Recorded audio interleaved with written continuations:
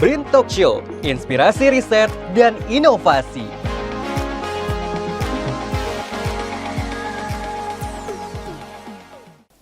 Assalamualaikum warahmatullahi wabarakatuh.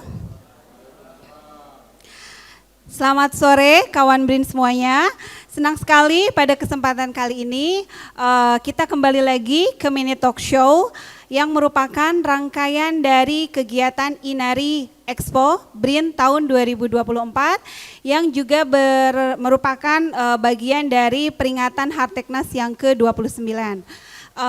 Kami dari Pusat Riset Biomasa dan Bioproduk, saya sendiri merupakan periset di PRBB, Maya Ismayati, yang pada kesempatan kali ini akan memandu moderator yang memiliki tema yang cukup relevan dengan apa yang kita alami saat ini, yaitu terkait dengan biorefinery. Nah, apa itu biorefinery, kemudian sebenarnya bagaimana tahapannya, prosesnya, kemudian challenge-nya seperti apa biorefinery. Nah, kita telah hadir bersama kita narasumber yaitu Profesor Dr. Widya Patriasari. Selamat sore, Prof. Ya, baik, terima kasih.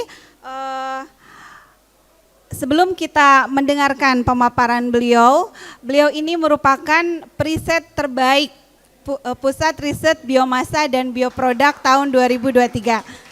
Ya, tentunya dengan segudang pengalaman, prestasi, publikasi, baik itu publikasi nasional ataupun internasional, dan tentunya hal tersebut merupakan hasil dari kolaborasi dengan stakeholder yang ada di Indonesia ataupun di luar negeri.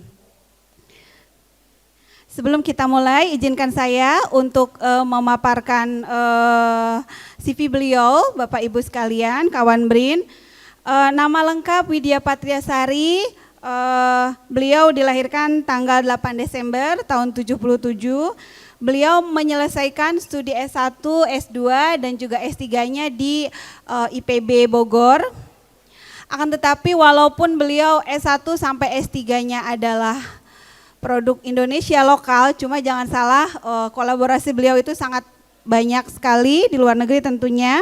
Dan sebagai periset di Pusat Riset Biomasa dan Bioproduk, riset topik beliau adalah mengenai biomass conversion, yaitu lignin and cellulose valorization. Baik, untuk mempersingkat waktu, mari kita simak bersama pemaparan beliau terkait dengan biorefinery, dan tentunya kita ingin tahu bagaimana biorefinery ini dapat menjadi solusi berkelanjutan untuk tantangan energi dan juga lingkungan yang kita hadapi saat ini. Silakan, Prof. Baik, terima kasih Dr. Maya atas introduction-nya. Selamat pagi untuk teman-teman semua yang berkesempatan hadir pada siang menjelang sore hari ini. Setelah tadi sudah diperkenalkan, saya Widya Patriasari. Pada kesempatan talk show hari ini, saya hanya ingin memaparkan sedikit terkait apa itu biorefinery. Mungkin banyak yang belum mengetahui secara menyeluruh begitu biorefinery. Ini adalah hanya sekedar introduction terkait dengan biorefinery. Baik, saya izin menyampaikan berikutnya.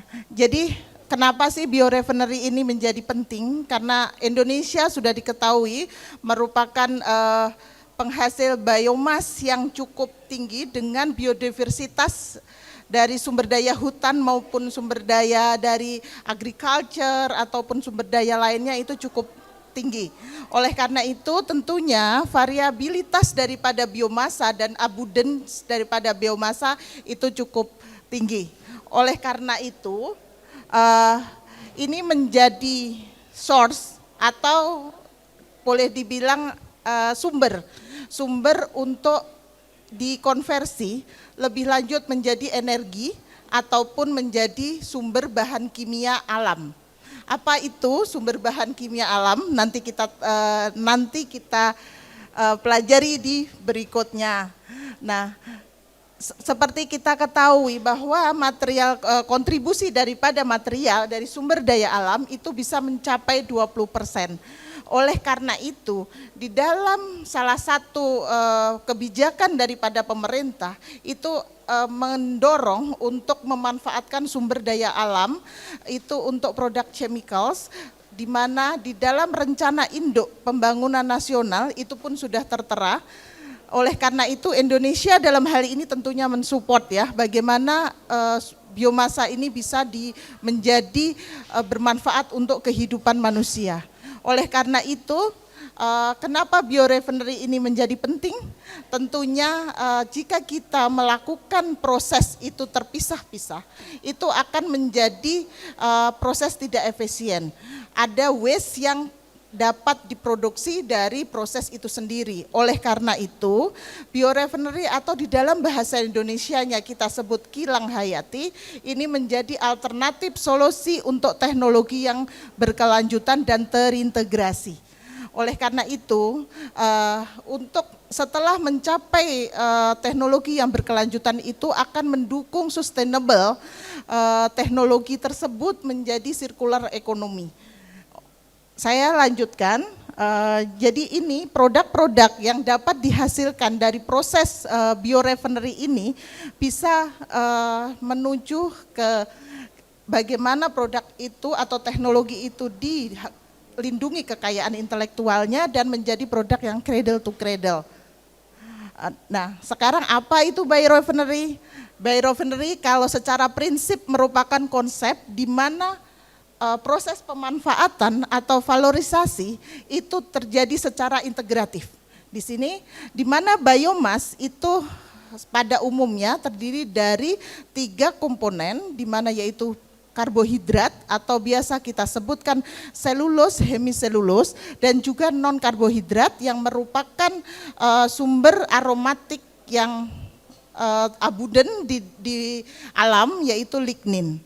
Ataupun ekstraktif yang merupakan minor komponen daripada proses biorefinery itu.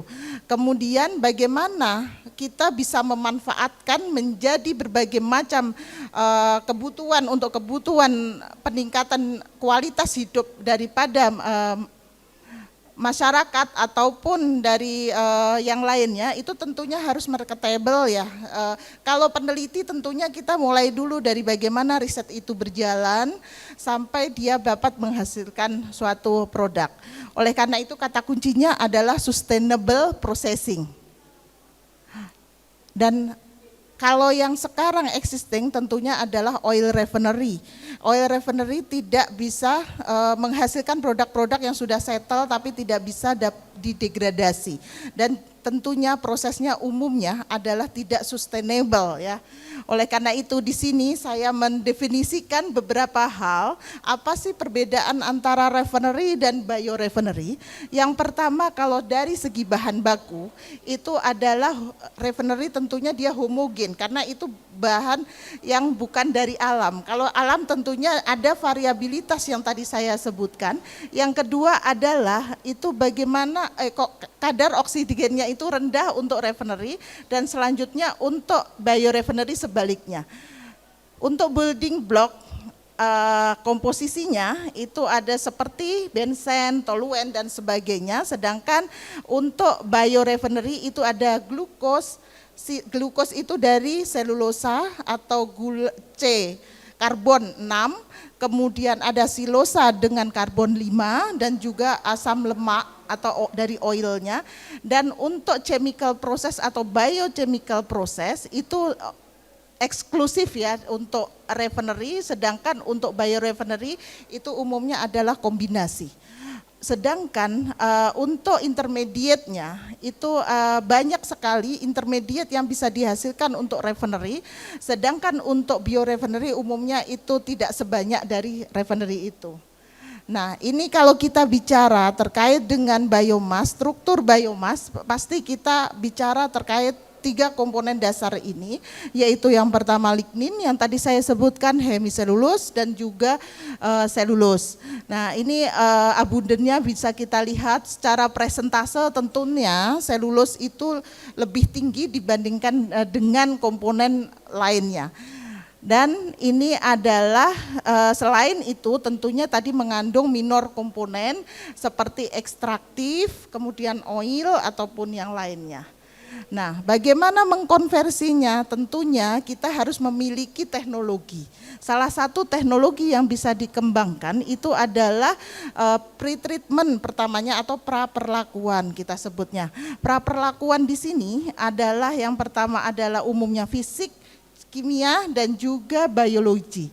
Kemudian setelah kita melakukan pra-perlakuan, kita bisa memperoleh produk-produk turunan itu seperti gula, kemudian lignin. Ini mohon maaf ini oil dan fat bawahnya itu seperti ini salah menuliskan itu ekstraktif. Dan ini bahan-bahan yang bisa kita menjadikan energi dan juga chemicals. Langsung saja, kemudian ini adalah konversi bagaimana itu perjalanan daripada pengembangan konversi biomasa. Di sini kita bisa lihat umumnya adalah yang tadi saya sebutkan adalah pra-perlakuan, itu ada bagaimana kita mengekstrak pati, kemudian gula dan juga kompleks struktur daripada biomasa itu. Oleh karena itu beberapa proses yang bisa dilakukan adalah baik itu single maupun dia adalah kombinasi atau kombinasi pra-perlakuan yang dilakukan. Setelahnya kita untuk menghasilkan energi umumnya yang berasal dari selulosa, kita bisa mengkonversinya dengan proses hidrolisis. Hidrolisis berarti dari polimer itu menjadi monomernya diharapkan. Salah satu yang umum digunakan itu adalah dengan menggunakan enzim pendegradasi dan juga menggunakan asid. Selanjutnya kita untuk menghasilkan bioetanol, salah satu produknya itu bisa menggunakan fermentasi dan kemudian destilasi, akhirnya kita bisa menghasilkan bioetanol dalam konsep ini. Tentunya dalam proses itu kalau kita hanya concern kepada energi, misalnya untuk konversi menjadi etanol itu tidak cukup ada waste lah ya di situ ya. Oleh karena itu ini adalah satu konsep yang bisa kita coba kembangkan dalam biorefinery. Salah satunya adalah misal dari kita bisa langsung untuk feed daripada boiler untuk generate daripada panas, kemudian di sini kita bisa menghasilkan electricity. Kemudian yang lain adalah ketika kita dalam kerangka biorefinery itu bioetanol dalam hal ini itu juga bisa dilakukan proses termokimia, di mana proses termokimia di situ bisa melibatkan proses pyrolisis untuk menghasilkan bio-oil. Dan hasil sampingnya itu bisa menghasilkan juga beberapa produk turunan. Bisa kita lihat di dalam yang warna hijau-hijau ini adalah yang di bawahnya bio-oil, itu contohnya adalah furfural, kemudian HMF, acetic acid, asam asetat. Nah, ini bisa kita bayangkan kalau dari biomasa itu bisa loh jadi produk kimia begitu ya. Dan sedangkan di sisi lain dengan proses termokimia yang kita lakukan itu kita bisa memperoleh selanjutnya dengan proses gasifikasi kita bisa memperoleh syngas. Di sini dalam proses syngas ini juga bisa energi lain kita bisa hasilkan, itu seperti bioetanol yang tadi saya sebutkan, kemudian biohidrogen dan sebagainya. Sedangkan dari komponen kimia yang saya sampaikan itu misalnya lignin, dari pre-treatment kalau misalnya kita melakukan proses pra-perlakuan itu basah, tentunya ada black liquor atau lindi hitam dalam cairan yang itu bisa kalau tidak di manage dengan baik bisa jadi menjadi masalah terhadap lingkungan.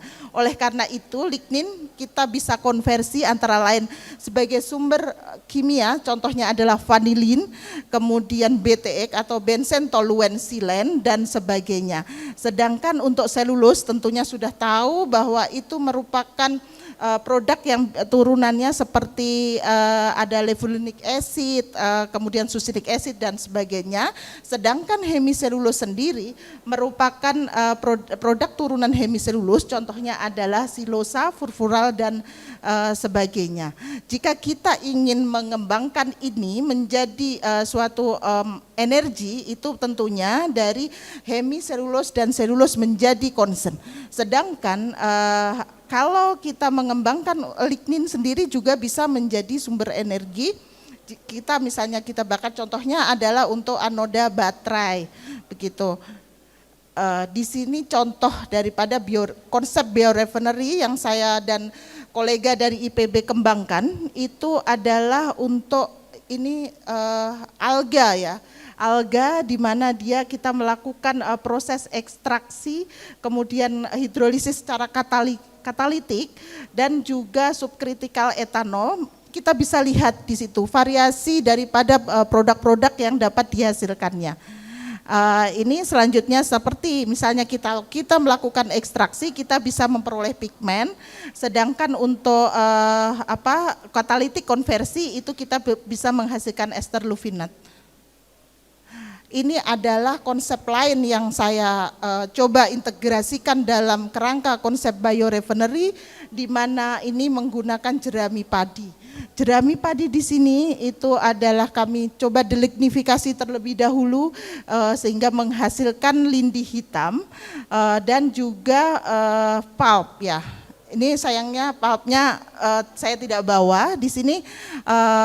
Kemudian dia bisa di-convert yang pulp itu untuk menjadi MFC atau microfibril cellulose. Ini adalah contohnya yang kami produksi, itu jadi rice straw. Jadi ini tentunya setelah melalui proses bleaching atau pemutihan ya itu kemudian kita bisa konversi menjadi biomedical pulp atau produk biomedis. Contohnya adalah yang di sini digambar, sayangnya saya tidak bawa di sini, untuk kidney tray di rumah sakit itu umumnya menggunakan ini sebagai replacement dari plastik ataupun dari yang metal. Kemudian dari sini dari lignin, ini salah satu contoh produk lignin yang kami hasilkan dari proses ekstraksi. Semula dalam bentuk kita bisa lihat di sana cairan, kemudian kita masukkan salah satunya dengan acid, mineral acid sehingga dia terkonsentrasi dan diperoleh menjadi lignin. Lignin sendiri bisa beberapa produk yang bisa turunan bisa kita peroleh. Salah satunya adalah ini adalah lignosulfonat turunan daripada lignin. Ini tentunya harus melakukan sulfonasi. Ini penting, ini pemanfaatannya apa kan gitu ya jadinya. Salah satu bentuk pemanfaatan yang kami kembangkan adalah untuk aditif tahan api. Di dalam aditif tentunya karena kami coba bagaimana itu dimanfaatkan untuk produk-produk seperti furnitur ataupun produk komposit lainnya.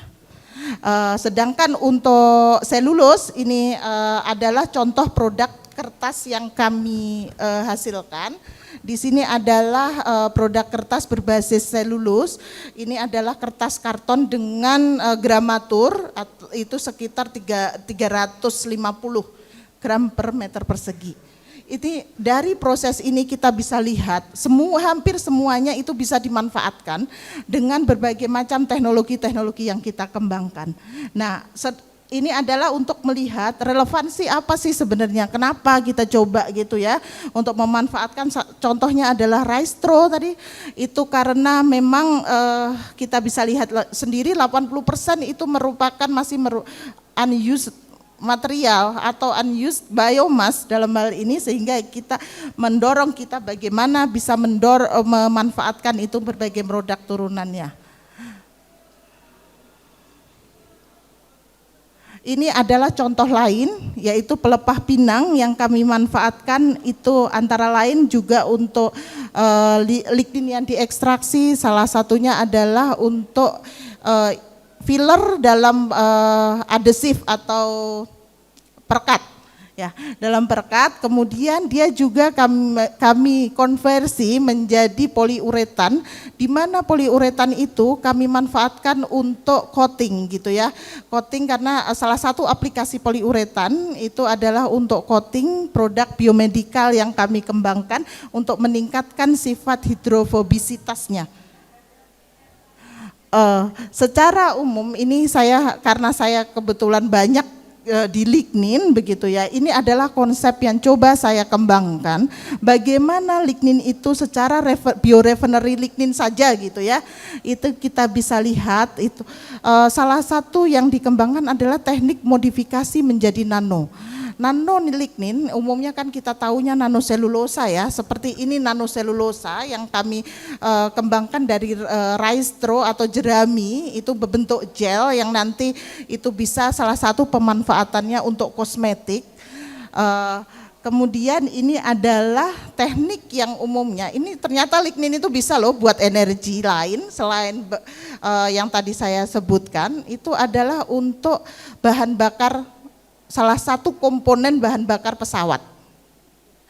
Jauh ya, ternyata karena apa? Karena komposisi daripada bahan bakar pesawat itu terdiri dari 4 sebenarnya, dan 2 itu dari aromatik. Sedangkan lignin sendiri dari strukturnya aromatik, dia bisa dikonversi menjadi sikloalkin dan juga menjadi aromatik sendiri. Oleh karena itu, itulah menjadi komponen atau konstituen. Tentunya masih perlu penelitian yang panjang untuk mencapai dia itu bisa memenuhi kriteria untuk sebagai bahan bakar pesawat. Tapi di sini bisa kita lihat semua semua material ya ataupun aplikasi itu lignin bisa. Hanya satu yang tidak bisa, apa itu? Jadi uang. Lignin tidak bisa dijadikan uang, tapi selulus yang tadi saya sebutkan itu bisa menjadi sumber uang. Oleh karena itu ini adalah salah satu kalau misalnya kita menggunakan enzim, bagaimana dia bisa dipecah-pecah begitu ya, menggunakan enzim dari fungi ataupun dari bakteria, sehingga dari lignoselulose biomass itu bisa diperoleh berbagai macam produk turunannya. Ini adalah beberapa konsep yang kita bisa lihat bagaimana lignin di teknologi konversi ini bisa tidak hanya berimpak terhadap teknologi itu sendiri, tapi juga environment. Contohnya environment itu kalau kita menerapkan proses itu closed system, kalau saya menyebutkan closed loop system, begitu ya, untuk mencapai economic feasibility dan juga mendukung sustainability itu sendiri. Akhirnya apa sih sebenarnya dari apa yang saya sampaikan itu keuntungannya apa dan kerugiannya apa? Pasti trade off ya. Salah satu kalau keuntungan kita bisa menerapkan konsep biorefinery, pertama adalah mengurangi polusi. Polusi di mana ini kita sendiri sudah berkomitmen ya. Indonesia berkomitmen bagaimana menurunkan kadar karbon dioksida sehingga mencapai net zero emission pada tahun 2060. Oleh karena itu yang kedua adalah bagaimana kita bisa mengurangi ketergantungan terhadap fossil oil, bahan bakar berbasis fosil, dan juga bagaimana kita bisa menawarkan solusi untuk memanage daripada waste tadi dengan konsep yang integratif. Namun disadvantage atau kelemahan yang bisa kita peroleh umumnya adalah bagaimana transportasi, karena biomas itu dia tersebar ya, dia tidak terkonsentrasi, itu menjadi tantangan. Dan kemudian R&D, riset dan development di bidang ini tentunya sangat diperlukan, dan dia masih melalui proses saat ini. Kalau skala lab tentunya itu adalah high energi dan juga masih memerlukan air. Ini adalah contoh-contoh yang produk yang bisa dihasilkan. Nah, salah satu aplikasi yang tadi di situ nggak ada, ini adalah untuk sunscreen lignin. Kenapa? Karena lignin itu seperti sunblock gitu, UV untuk blocking begitu ya.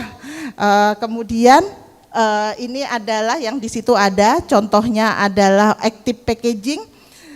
Ini memang baru sampel kecil, tapi kita bisa membuat yang lebih besar lagi, di mana ini bisa untuk package, jenisnya kalau saya menyebutnya bioplastik, tapi di reinforce ataupun diberikan filler lignin. Tentunya dibandingkan dengan packaging yang umum, konvensional packaging, dia menawarkan aditif daripada properties seperti dia antioksidan, kemudian tadi UV dan juga antimikroba. Dan ini adalah pengembangan terbaru untuk poliuretan. Tadi permasalahan kalau lignin tentunya orang suka sampaikan, ini kalau packaging dia gelap begitu ya. Jadi kami mengembangkan teknik baru itu untuk mengoksidasi lignin sehingga dia berwarnanya cerah ketika dia dibuat produk. Turunannya sudah tidak bermasalah lagi terhadap warna. Kemudian contohnya adalah surfaktan, ada 2 jenis surfaktan.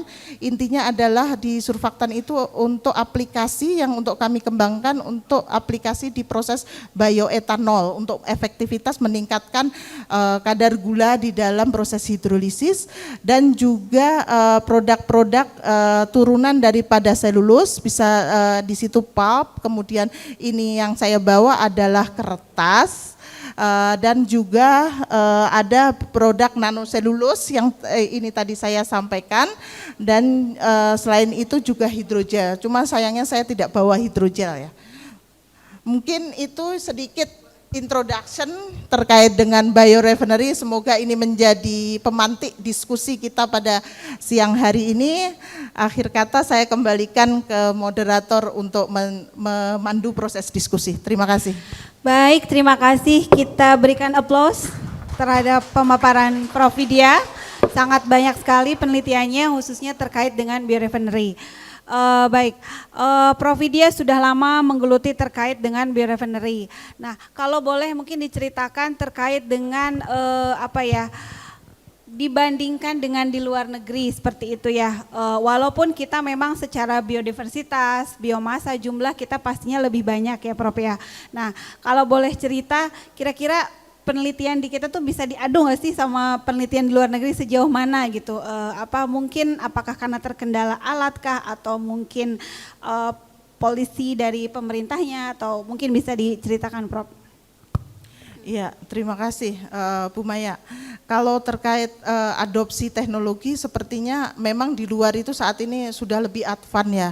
Dalam artian kebijakan dari pemerintahnya memang support gitu ya, support secara menyeluruh.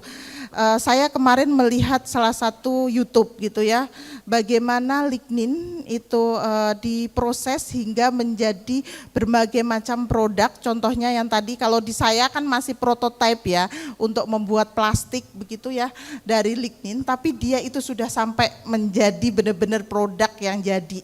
Itu salah satu bentuk dukungan. Oleh karena selain itu tentunya konsistensi di riset ini. Pemerintah beberapa waktu lalu sudah menerapkan, salah satunya adalah energi bauran atau energi mix ya. Energi mix itu pemerintah sendiri sudah menetapkan gitu. Di tahun berapa itu harus ada mixing daripada misalnya bioetanol, biodiesel atau apa gitu di dalam produk bahan bakar. Namun memang salah satu kelemahannya karena ini masih merupakan produk R&D, itu secara biaya masih cukup harga itu masih cukup tinggi ya.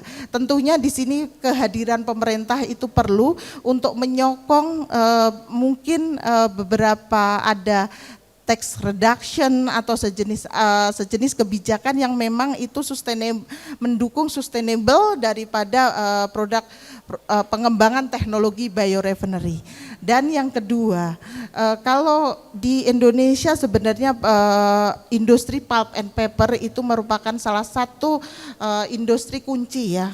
Industri kunci memproduksi selulosa misalnya untuk produksi kertas, dan juga dengan black liquor itu banyak sekali. Namun kenapa mereka tidak move on ya untuk mengembangkan biorefinery dalam konteks ini, itu adalah hitung-hitungan biaya.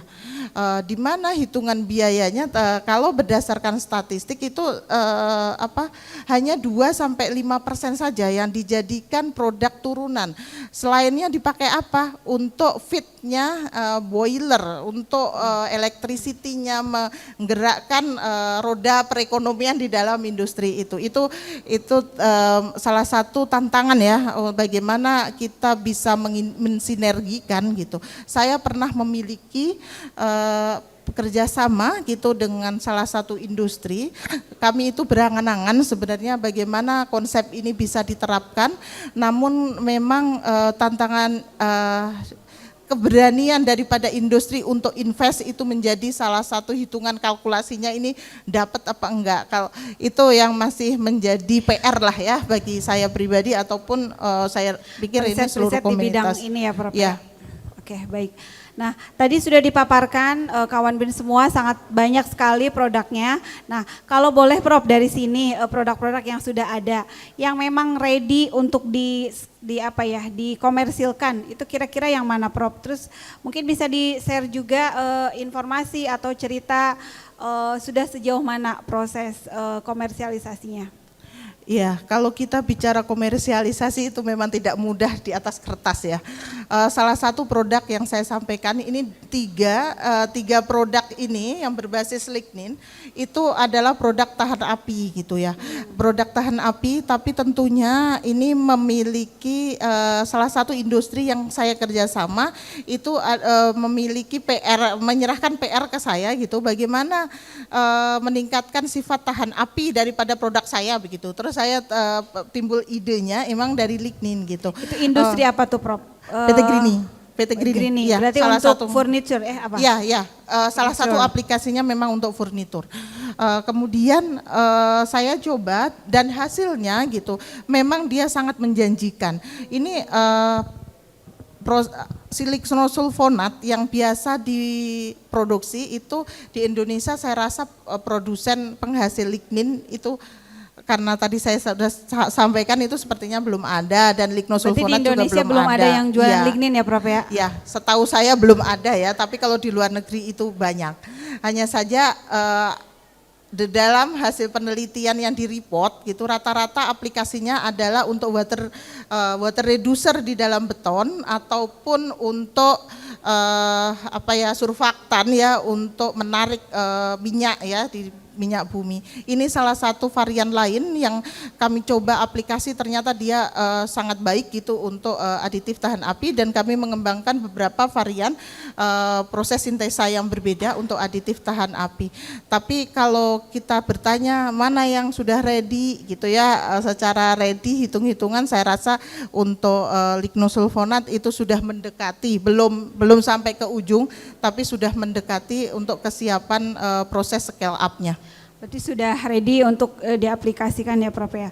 Kalau misalkan dari harga Prof, nah kira-kira itu bedanya berapa persen tuh Prof? Misalkan Prof Widya punya lignin sulfonasi yang hasil R&D, let's say untuk scale up misalkan 1 kilo. Nah sementara untuk di pasar luar itu biasanya di harga berapa Prof? Saya terus terang belum menghitung secara kalkulasi angka ya, karena kita masih skalanya itu belum besar. Tapi kalau di luar itu per kilonya tergantung kemurnian ya tentu saja. Kalau kemarin saya sempat iseng ngelihat itu sekitar 95.000 per kilogram. Itu dia tidak menyebutkan kemurniannya berapa karena dia technical lignin. Umumnya lignosulfonat kan bisa diperoleh dari proses sulfit ya, proses sulfit, sedangkan di sini kami mengembangkan teknik sulfonasi dari lignin yang tersedia dari industri, itu dari proses craft begitu Bu Maya. Baik. Jadi memang untuk lignin ini sebenarnya potensinya sangat banyak ya Prof ya, baik itu untuk bioplastik, kemudian tadi ada untuk aplikasi furnitur ya Prof ya, untuk fire retardant, bahkan untuk kosmetik juga. Cuma mungkin permasalahannya karena prosesnya mungkin yang masih di skala R&D, sehingga ketika diaplikasikan di skala pilot, harganya masih belum bersaing ya secara kompetitif dengan harga komersil lignin. Baik, ada pertanyaan mungkin dari audiens, silahkan ya, Prof Titin, silahkan. Prof Efrida, maaf, silahkan Prof. Preset dari PRBB juga. Silahkan maju ke panggung, Ibu.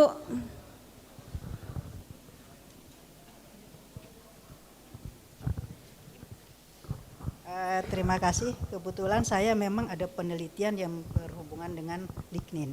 Mungkin Ibu, ini permasalahan saya baru mencoba. Tadi begini tujuannya, bagaimana sekayu itu dia tahan api juga dia kuat. Karena lignin itu kan perekat juga kan. Jadi kalau ketika kita impregnasikan ke dalam kayu, struktur kayu, kemudian kita proses kuring, dengan tersendiri kan terjadi polimerisasi kan, ya kan?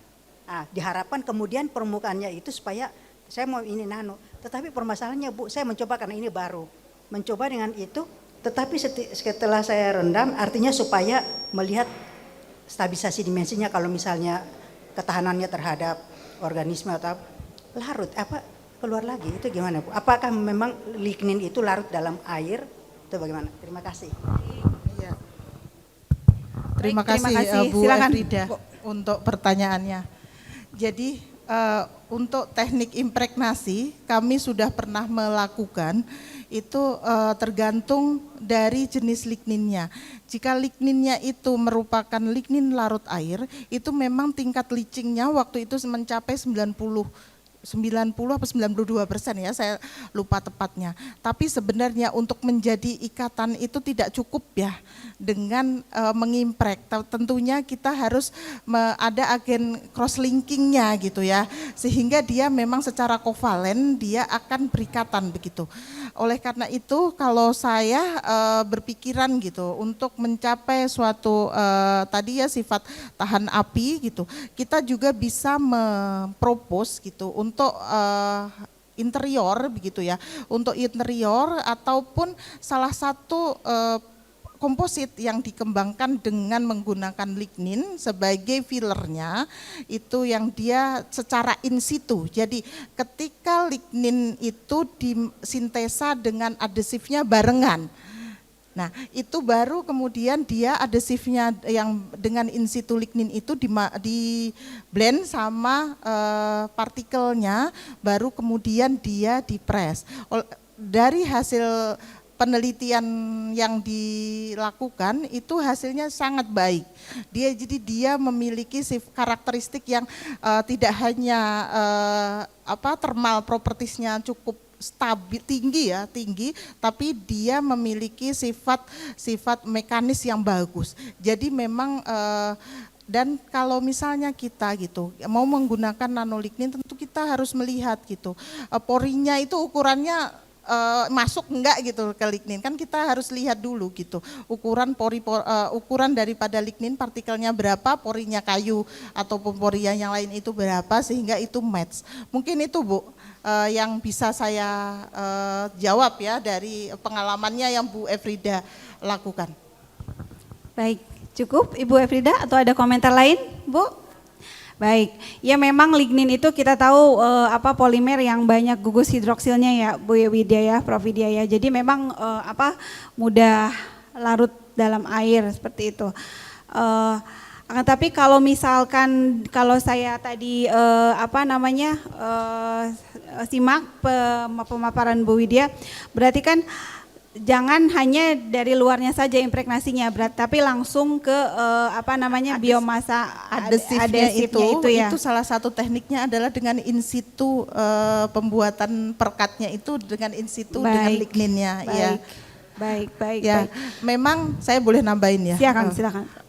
Memang kalau misalnya di lignin itu dia memiliki gugus hidroksil iya, tapi dia juga memiliki gugus lain gitu dari strukturnya benzen, dia memiliki sifat hidrofobik. Itu oleh karena itu di dalam pengembangan itu bisa dimanfaatkan. Salah satu yang kami lakukan adalah untuk seed coating. Seed coating dari kami menggunakan adalah biji cabai ya, jadi dia tidak hanya berfungsi meningkat karena memiliki sifat antioksidan dan antimikrob, dia tidak hanya melindungi si seed itu daripada kerusakan dalam masa shelf life atau masa storage-nya dia, tapi dia juga menawarkan teknik yang sederhana yang kami kembangkan itu hanya menggunakan dipping ya, dan di hasilnya itu growth daripada beberapa parameter tentunya ya, kita lihat itu panjang akar, kemudian beratnya benih yang sudah tumbuh itu dan sebagainya, itu kita evaluasi, itu cukup menjanjikan, memberikan stimulus ya pertumbuhan. Demikian. Berarti tidak hanya mengcoating untuk mengawetkan si bijinya, tapi ketika diaplikasikan juga dia ada faktor untuk menambah kesuburannya, seperti itu ya? Itu salah satu contoh aplikasi yang di bidang agriculture ya. Bidang agriculture, baik. Baik, Bapak Ibu, kawan BRIN semua atau adik-adik mahasiswa, ada yang mau ditanyakan kembali? Pak Ismail tadi, raise hand? Oh enggak. Or maybe coming from Dr. Ivan. Oh ya, silakan Bapak. Boleh maju ke depan Pak, supaya nggak apa-apa Bu, saya aja. Enggak Bapak, silakan. Terima kasih Bu. Kami ingin bertanya, apakah Ibu pernah mencoba untuk bio oil? Sedang. Dan apakah sudah tahap penjernihannya gitu? Ya. Baik. Itu saja. Itu saja Pak ya. Berarti. Iya. Iya, kalau untuk bio oil kami sedang pada taraf uji coba di lab ya Pak ya, tapi kami produksinya langsung dari biomasa,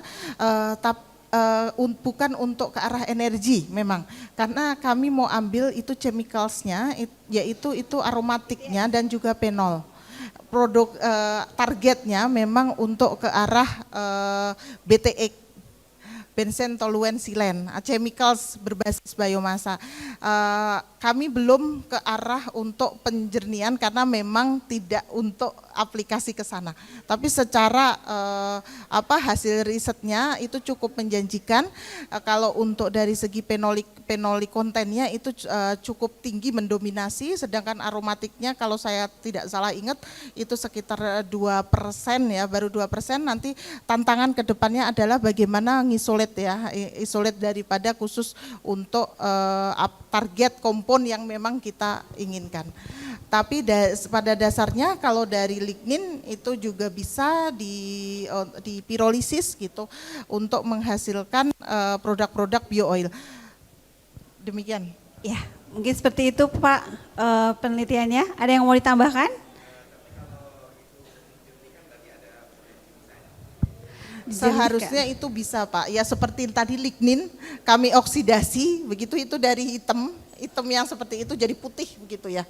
Itu seharusnya dengan teknik tertentu ya. Saya karena belum menggeluti ke sana, itu perlu melakukan studi lagi gitu kalau memang itu arahnya ke arah penjernihan. Tapi paling tidak kalau kita aplikasinya itu misalnya untuk lignin untuk proses penjernihan air, kemudian untuk proses absorb logam berat itu juga bisa dilakukan gitu, di mana dia bisa menjadi chelating agent. Demikian Pak. Baik, jadi Prof Ida ini memang sudah melakukan riset terkait dengan bio oil dengan proses pirolisis ya Prof ya. Tapi memang targetnya yang ongoing mungkin kesananya akan tadi kan disampaikan bioaftur ya Pak ya. Cuma mungkin untuk yang tadi oil untuk kendaraan, pengganti energi untuk kendaraan, nah itu memang belum, lebih ke untuk ngambil BTX-nya itu ya Bu ya. Jadi si polimernya nanti dipecah-pecah sehingga jadi benzen toluen silen seperti itu. Baik, ada lagi kawan BRIN, Bapak Ibu semuanya, ada yang mau bertanya? Baik, mungkin saya ada pertanyaan, jadi memang bagaimanapun riset itu kan selain tentunya didukung oleh polisi kebijakan dari pemerintah, juga mungkin dari public engagement-nya ya Prof ya. Mungkin kalau misalkan di luar negeri kita akan lebih memilih plastik, misalkan kita ke supermarket cari yang biodegradable, yang ramah lingkungan gitu. Cuma kan kembali lagi di negara kita pasti kita yang dicari mana yang paling murah seperti itu ya. Nah kira-kira mungkin ada apa ya saran kira-kira untuk public engagement kira-kira ke masyarakat mungkin terkait dengan apa teknologi atau penelitian biorefinery itu mungkin bisa disampaikan Prof. Misalnya tadi kalau ini Bu Maya untuk plastik lah ya, plastik kan tentunya jadi bisa berperan permasalahan. mendukung Ya, untuk itu salah satunya adalah yang tidak biodegradable ya. Kemudian dikembangkan di sini yang degradable gitu ya. Itu di salah satu di Bali kalau tidak salah, memang kebijakannya itu tidak boleh menjual plastik yang tidak degradable gitu ya. Itu adalah salah satu upaya bagaimana mengkondisikan atau memberikan edukasi kepada masyarakat menggunakan produk-produk yang lebih ramah lingkungan. Itu mungkin akan membantu jika itu baru satu provinsi ya ataupun satu kota tertentu.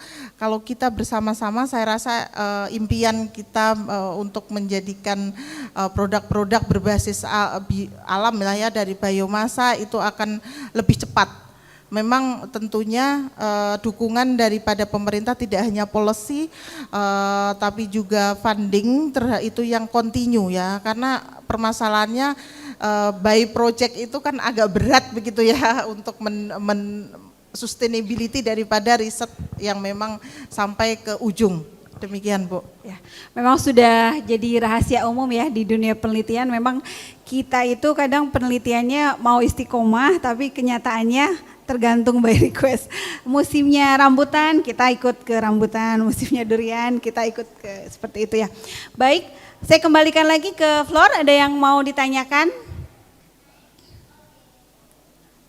Cukup? No? Oke. Jadi memang biorefinery khususnya dari lignin ya Prof ya memang cukup menarik penelitiannya. Tapi memang sepertinya mungkin masyarakat awam itu ketika mendengar kata biorefinery, oh ada apa pengganti bensin, pengganti pengganti energi gitu ya. Tapi padahal kan ternyata aplikasinya itu bisa ke kosmetik, ke produk dan lainnya. Baik, karena keterbatasan waktu mungkin sebelum kita tutup silahkan mungkin ada closing statement dari Prof Widya terkait dengan riset Prof Widya terkait biorefinery atau mungkin harapan ke depannya atau mungkin rencana penelitian ke depannya. Silahkan Prof. Ya, terima kasih Bu Maya.